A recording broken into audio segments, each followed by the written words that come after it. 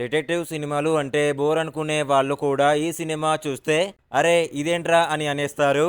ఈ రోజు మనం మాట్లాడుకోబోయేది ఎనలో హోమ్స్ 3 గురించి. మరి మూవీ స్టోరీ ఏంటో తెలుసుకునే ముందు ప్లీజ్ ఒక లైక్ చేసి సబ్స్క్రైబ్ చేసుకుని భయ్యా, థ్యాంక్ యూ. ముందుగా ఒక విషయం చెప్పాలి. ఈ మూవీలో పెద్ద ఫైట్లు మాస్ సీన్లు ఉండవు, కానీ ఒక్కొక్కరు బయటపడుతున్న కొద్దీ కథ మీద ఇంట్రెస్ట్ పెరుగుతూనే ఉంటుంది. షెర్లాక్ హోమ్స్ చెల్లెలైన ఎనోలా ఈసారి కూడా ఒక కొత్త కేసును తీసుకుంటుంది. మొదట చిన్న విషయంలా కనిపించిన ఆ కేసు తర్వాత చాలా పెద్ద కుట్రగా మారుతుంది. ఎవరు నిజం, ఎవరు అబద్ధం, ఎవరిని నమ్మాలి అనే టెన్షన్ ప్రేక్షకుడికి కూడా వస్తుంది.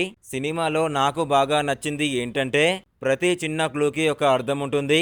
ఏ సీన్ కూడా వృధాగా అనిపించదు. డైరెక్టరు కథను చాలా నీట్ గా ముందుకు తీసుకెళ్లాడు. హీరోయిన్ యాక్టింగ్ గురించి ప్రత్యేకంగా చెప్పాలి. ఎనోలా పాత్రలో చాలా నేచురల్ గా చేసింది. భయం, ధైర్యం, తెలివి మూడు కూడా బాగా కనిపిస్తాయి.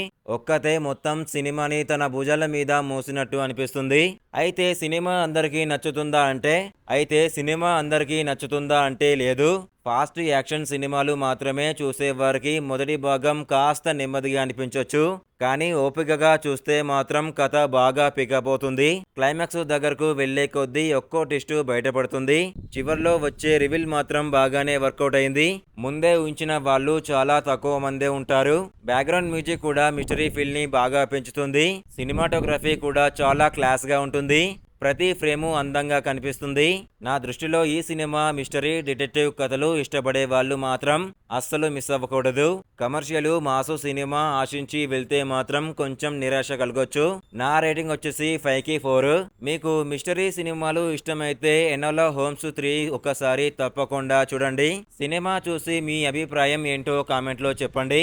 ఇలాంటి జెన్యూన్ మూవీ రివ్యూల కోసం ఛానల్ ని సబ్స్క్రైబ్ చేసుకోవడం మర్చిపోవద్దు.